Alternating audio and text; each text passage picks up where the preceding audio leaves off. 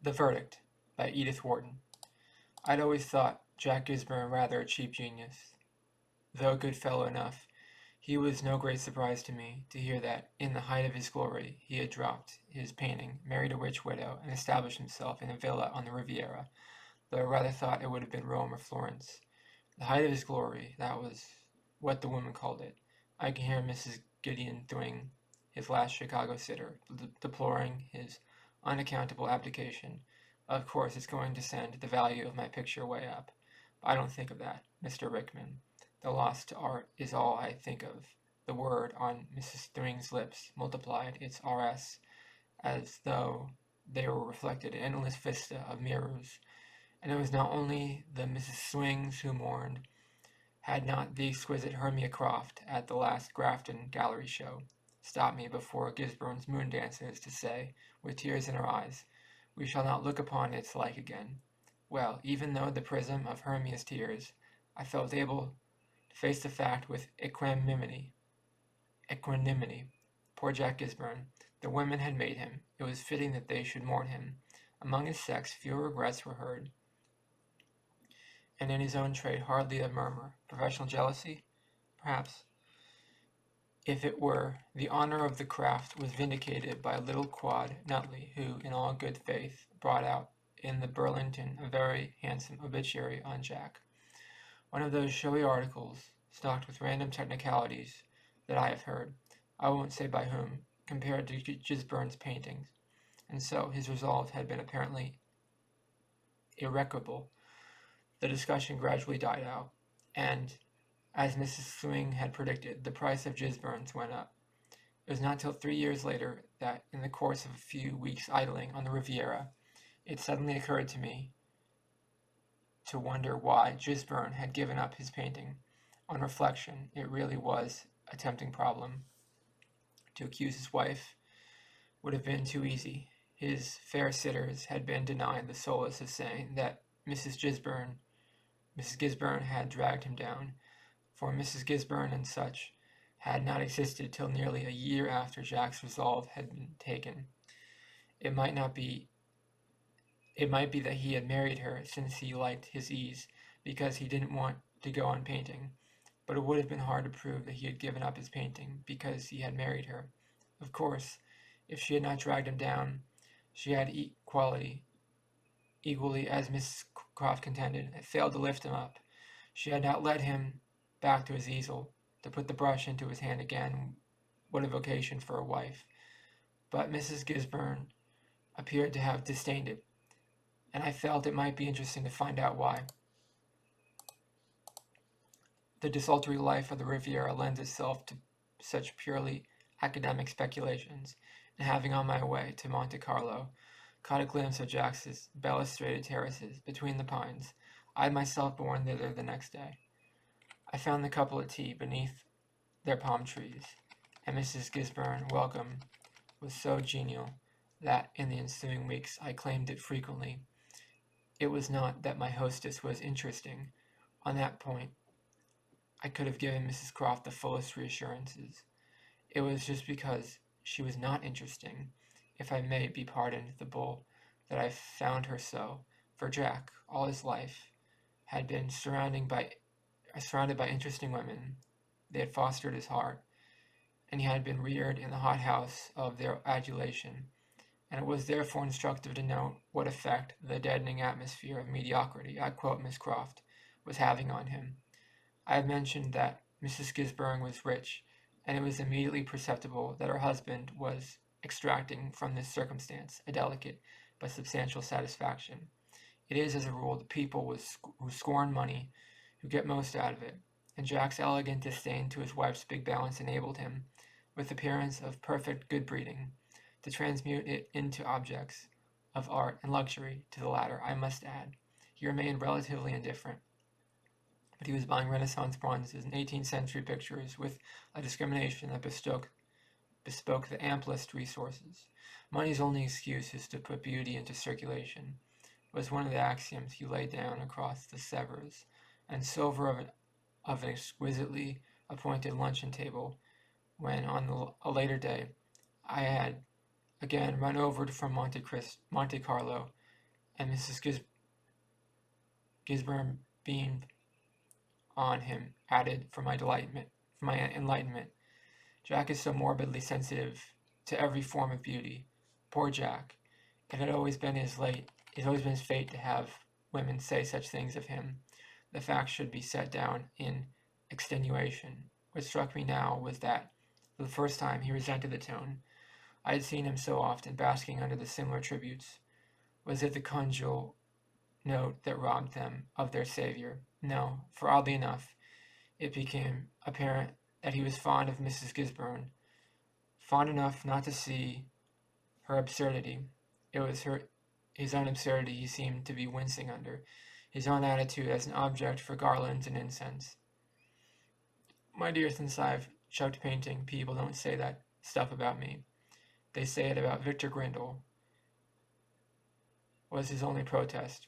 As he rose from the table and strolled out onto the sunlit terrace, I glanced after him.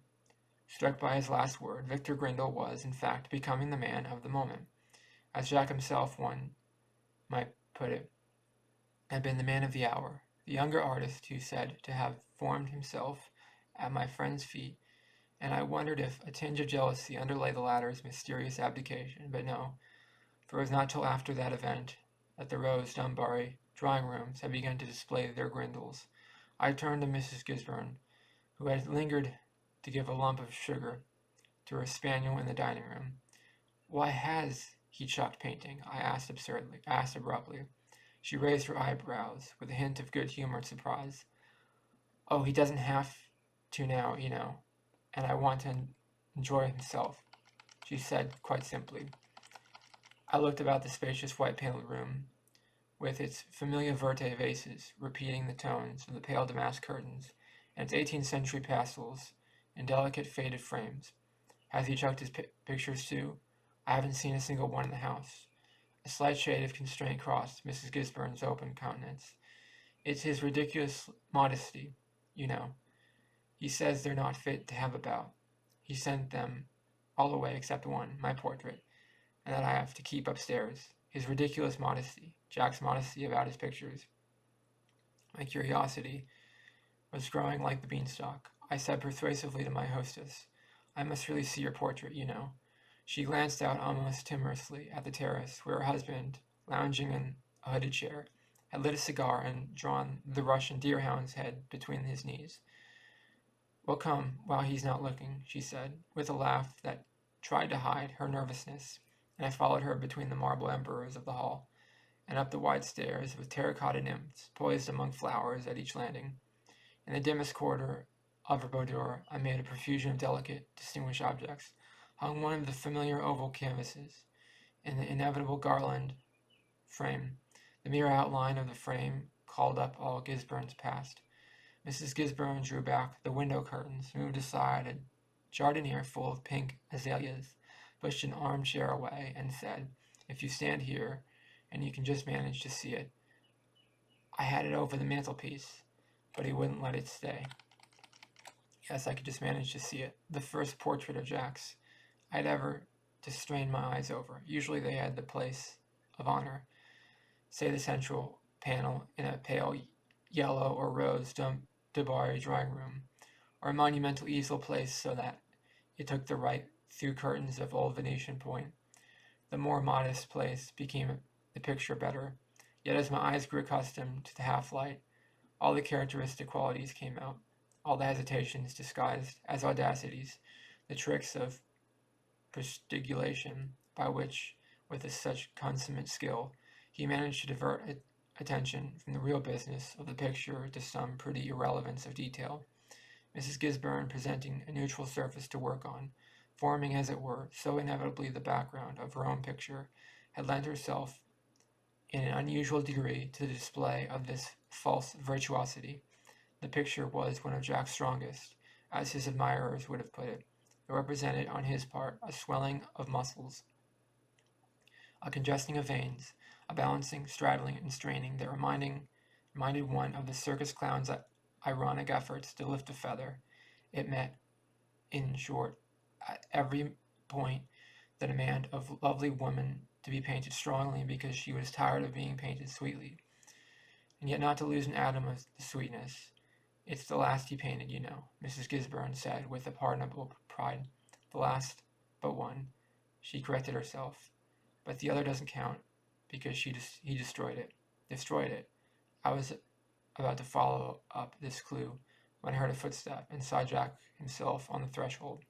As he stood there, his hands in the pockets of his velveteen coat, the thin brown waves of hair pushed back from his white forehead, his lean sunburned cheeks furrowed by a smile that lifted the tips of a self-confident mustache.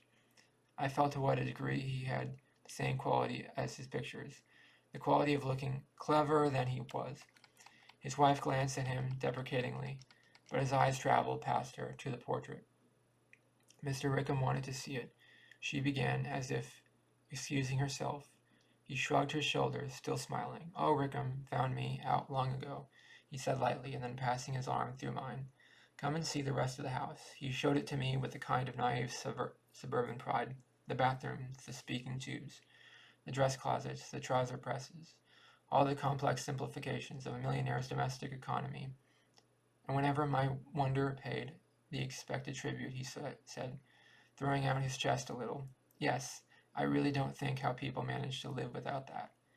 Well, it was the end one might have foreseen for him. Only he was through it all, and in spite of it all, as he had been through, and in spite of his pictures, so handsome, so charming, so disarming, that one longed to cry out, be dissatisfied with your leisure, as once one had longed to say, be dissatisfied with your work. But the cry of my lips, my diagnosis, suffered an unexpected check. This is my own lair, he said, leading me to the dark plain room at the end of the floor vista. It was square and brown and leathery. No effects, no bric-a-brac. None of the air posing for reproduction on a picture weekly. Above all, at least, sign of ever having been used as a studio. The fact brought home to me the absolute finality of Jack's break with his old life. Don't you ever dabble with the paint anymore? I asked, still looking about for a trace of such activity. Never, he said briefly. Or watercolor, or etching. His confident eyes grew dim, and his cheeks paled a little under the handsome sunburn. Never think of it, my dear fellow, any more than I'd never touched a brush, and his tone told me in a flash that he never thought of anything else. I moved away instinctively, embarrassed by the unexpected discovery. As I turned, my eye fell on a small picture above the mantelpiece, the only object breaking the plain oak paneling of the room. Oh, by Jove, I said.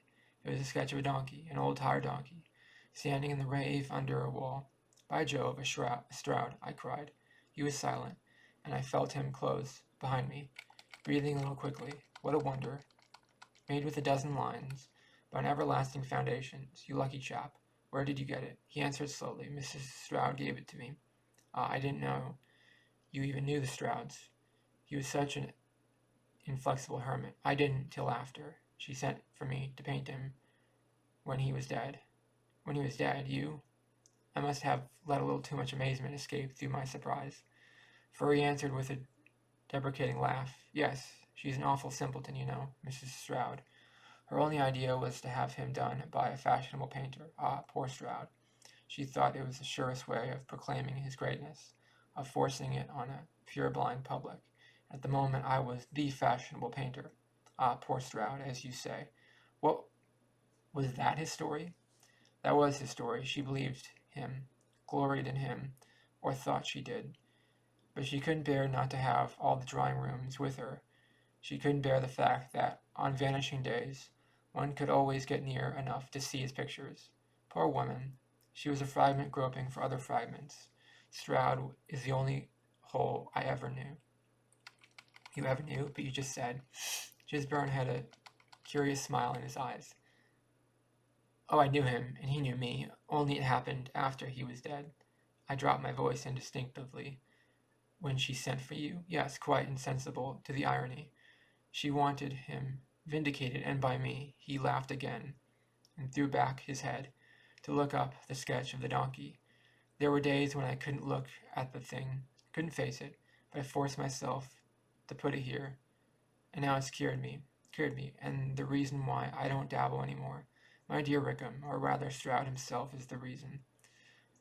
For the first time, my idle curiosity about my companion turned into a serious desire to understand him better.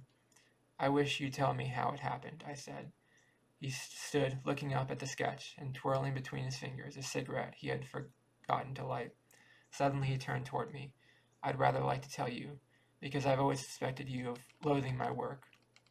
I made a deprecating gesture, which he negatived with a good-humored shrug. Oh, I didn't care a straw when I believed in myself. And now it's added a tie between us. He laughed slightly, without bitterness, and pushed one of the deep armchairs forward. There, make yourself comfortable, and here are the cigars you like. He placed them at my elbow and continued to wander up and down the room, stopping now and then beneath the picture. How it happened, I can tell you in 5 minutes, and it didn't take much longer to happen. I can remember now how surprised and pleased I was when I got Mrs. Stroud's note. Of course, deep down, I had always felt there was no one like him, only I had gone with the stream, echoed with usual platitudes about him, till I half got to think he was a failure, one of the kind that are left behind. By Jove, and he was left behind because he had come to stay. The rest of us had let ourselves be swept along to go under. But he was high above the current, on everlasting foundations, as you say. While I went off to the house, in my most egregious mood, rather moved, Lord forgive me, at the pathos of poor Stroud's career of failure, being crowned by the glory of my painting him.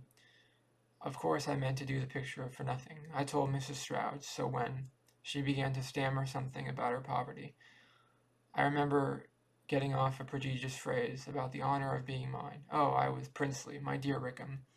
I was posing to myself like one of my own sitters, and I was taken up and left alone with him.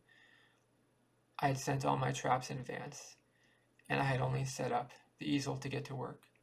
He had been dead only 24 hours, and he died suddenly of heart disease, so that there had been no preliminary work of destruction. His face was clear and untouched. I'd met him only once or twice, years before, and thought him insignificant and dingy.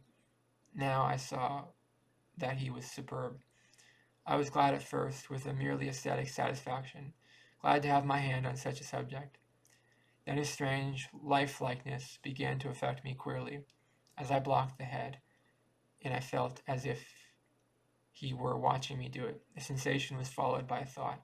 If he were watching me, what would he say to my way of working? My strokes began to go a little wild. I felt nervous and uncertain. Once I looked up, I seemed to see a smile behind his close grayish beard, as if he had a secret, and were amusing himself by holding it back from me. That exasperated me still more. The secret. Why, I had a secret worth 20 of his. I dashed at the canvas furiously, and tried some of my bravura tricks, but they failed me. They crumbled. I saw that he wasn't watching the showy bits. I couldn't distract his attention. He just kept his eyes on the hard passages between. Those were the ones I had always shirked, were covered up with some lying paint, and now he saw through my eyes. I looked up again, and he caught sight of that sketch of the donkey hanging on the wall, near his bed. His wife told me afterwards it was the last thing he had done. Just a note taken with a shaking hand, when he was down on Devonshire, recovering from a previous heart attack. Just a note, but it tells his whole history. There are years of patient, scornful persistence in every line. A man who had swum with the current could never have learned that mighty upstream stroke. I turned back to my work and went on groping and muddling. Then I looked at the donkey again. I saw that when Stroud laid in the first stroke, he knew just what the end would be. He had possessed his subject, absorbed it, and recreated it, and when I had done that with any of my things, they hadn't been born of me. I had just adopted them. Hang it, Rickham, with that face watching me, so I couldn't do another stroke. The plain truth was I didn't know where to put it. I had never known. Only with my sitters and my public. A showy splash of color covered up the fact. I just threw paint in their faces. Well, paint was the one medium whose dead eyes could see through, see straight to the tottering foundations underneath. Don't you know how, in talking a foreign language, even fluently, one says half the time, not one wants to, but what one can. Well, that was the way I painted. And as he lay there and watched me, the thing they called my technique collapsed like a house of cards. He didn't sneer, you understand, poor Stroud. He just lay there quietly watching. On his lips, through the gray beard, I seemed to hear the question, "Are you sure you know where you're coming out?" If I could have painted that face with that question on it, I should have done a great thing. The next greatest thing was to see that I couldn't, and that face and that grace was given me. But oh, at that moment, Rickham, was there anything on earth I couldn't have given to have Stroud alive before me, and hear him say, "It's not too late. I'll show you how." It was too late. It would have been, even if he'd been alive. I packed up my traps and went down and told Mrs. Stroud. Of course I didn't tell them that. It would have been Greek to her. I simply said I couldn't paint him, and I was too moved. She rather liked the idea. She's so romantic. It was that made her give me the donkey. She was terribly upset at not getting the portrait. She did not want him done by someone showy. At first I was afraid she would let me off, and at my wits' end I suggested Grindle. Yes, it was I who started Grindle. I told Mrs. Stroud he was the coming man, and she told somebody else. So it got to be true, and he painted Stroud without wincing, and she hung the picture among her husband's things. He flung himself down the armchair near mine, laid back his head, and clasping his arms beneath it, looking up at the picture above the chimney-piece. I like to fancy that Stroud himself would have given it to me, if he'd been able to say what he thought that day, and to answer a question I put half mechanically. Begin again, he flashed out, when the one thing that brings me anywhere near him is that I knew enough to leave off. He stood up and laid his hand on my shoulder with a laugh. Only the irony of it is that I am still painting, since Grindle's doing it for me. The shrouds stand alone and happen once, but there's no exterminating our kind of art. That's the end of The Verdict by Edith Wharton.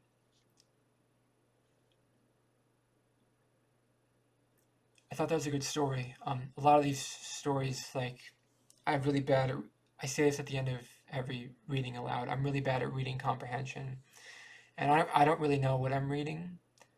I read in the sense that you read like in high school when I didn't really know what I was reading in high school, but I felt like I was learning things. Sometimes I feel like I don't understand what I'm reading, but I think I'm learning something. I'm at least learning vocabulary. I actually don't even follow the story very well. I don't even know what's going on half the time because I have a really bad memory. But the key thing is I'm learning vocabulary, and even if I'm not understanding the story, even if I'm not understanding what they're talking about, because I'm not very smart, I am learning vocabulary, so at the very least, that's the one thing I'm learning. I might not be gaining that much from the story, but I'm at least gaining a little bit. I'm maybe getting better at understanding things. Let me know in the comments below, what did you think of The Verdict by Edith Wharton? I liked it. Let me know in the comments below what you thought of it. It was interesting. I thought it was okay. Please subscribe to this channel to be part of the community, and please like this video. It really helps the channel out a lot. Thank you for watching. Have a great day. Bye.